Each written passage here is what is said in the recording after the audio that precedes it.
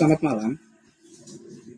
Sambil kita menikmati suasana Yogyakarta, malam ini kita akan membahas isu yang sangat dekat dengan generasi muda saat ini. Mengapa kerentanan mental dan pola stres kita seringkali mirip dengan kondisi sosial ekonomi generasi orang tua kita zaman dulu? Apakah ini faktor dari takdir genetik?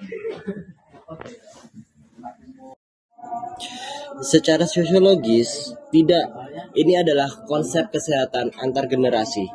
Kesehatan mental kita adalah warisan yang melampaui biologi, dipengaruhi oleh faktor sosial dan lingkungan dari generasi sebelumnya. Fokus kami adalah transmisi sosial, bagaimana tekanan struktural seperti kesulitan ekonomi atau lingkungan stres diwariskan dari orang tua ke anak, yang kemudian terfermentasi sebagai masalah mental. Transmisi kesehatan ada dua jenis nih. Yang pertama, yang langsung atau genetik, dan yang kedua, tidak langsung atau sosial. Nah, transmisi sosial inilah yang paling sering luput. Data empiris menunjukkan status sosial atau SES yang rendah dari generasi ke generasi. Sangat erat kaitannya dengan persepsi kesehatan mental dan fisik yang buruk. Ketidakberuntungan ini diwariskan. Untuk membuktikan transmisi stres ini secara nyata, Angelic, rekan kita, akan menyiapkan wawancara dengan perwakilan dari generasi muda. Selamat sore. Kakak siapa ini? Saya Devanka. Sekarang kesibukannya apa nih? Kuliah, kerja? Kalau saya kuliah di Atmajaya jurusan Sosiologi angkatan 2022. Dua-dua. Oke.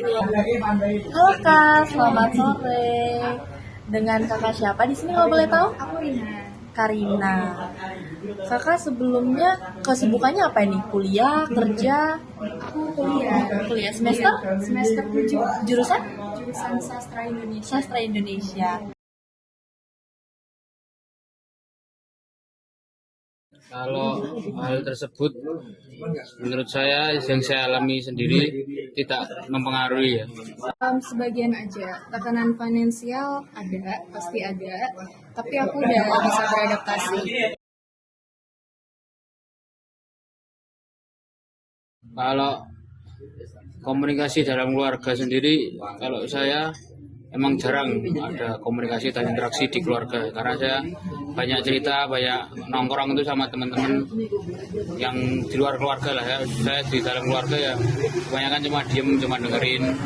Jadi kalau pola komunikasi mungkin kalau secara langsung saya nggak terlalu banyak mendapatkan hal-hal tersebut, tapi kalau dari cara mereka interaksi saya mempelajari apa yang mereka lakukan, itu saya amati. Kalau komunikasi di keluarga itu cukup berpengaruh ya menurut aku. Karena dulu jarang ngebicarain soal emosi secara secara terbuka. Dan hal itu cukup berdampak ke perkembangan diri aku juga. Tapi aku tuh dulu sempat cenderung mendem stres dan mudah ngerasa burnout.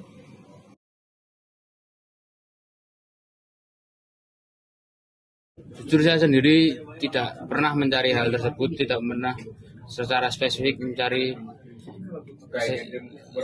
dokter kesehatan mental, psikolog itu. Tapi ya jadi saya nggak terlalu paham deh tentang harga, tentang kualitas. Banyak layanan psikolog di Jogja berkualitas, tapi harganya relatif tinggi untuk kalangan mahasiswa. Layanan yang bagus, mahal. Karena tenaga profesional butuh pendidikan panjang dan biaya operasional tinggi tentunya. Kesaksian tadi menunjukkan bahwa akses lingkunganlah yang krusial. Bagaimana kita menggunakan perspektif sosiologi untuk menganalisis ketidaksetaraan ini? Kita menggunakan teori konflik. Teori ini melihat kesehatan termasuk akses ke layanan mental. yang terjangkau sebagai sumber daya langka yang didistribusikan secara tidak merata berdasarkan kelas sosial SES. Anak muda mewarisi posisi SES orang tuanya, dan posisi ini secara struktural membuat mereka kesulitan mengakses layanan profesional yang berkualitas. Kesulitan mencari layanan terjangkau membuktikan bahwa struktur sosial kita tidak mendukung kesetaraan, yang kemudian memicu dan mempertahankan siklus kesehatan mental buruk antar generasi. Jadi, rasa cemas itu bukan hanya masalah personal failure, tapi kegagalan sistem. Kesimpulannya, masalah kesehatan mental adalah isu struktural yang menuntut perubahan kebijakan. Solusi harus berupa intervensi kebijakan untuk memutus rantai transmisi negatif ini. Dan poin yang kami dapat, kami mengusulkan intervensi struktural. Dari poin ini, kami mempunyai 4 poin. Yang pertama adalah peningkatan pendidikan yang berkualitas dan akses yang universal. Yang kedua, kebijakan kesehatan awal yang fokus pada kesehatan mental ibu dan anak. Yang ketiga, perluasan akses layanan kesehatan mental yang terjangkau bagi kelas sosial yang menyeluruh. Lalu yang terakhir, yang keempat, kebijakan proteksi sosial untuk mengurangi stres ekonomi keluarga. Dengan mengubah struktur, kita dapat menciptakan generasi yang lebih sehat mental, memutus warisan ketidakberuntungan ini.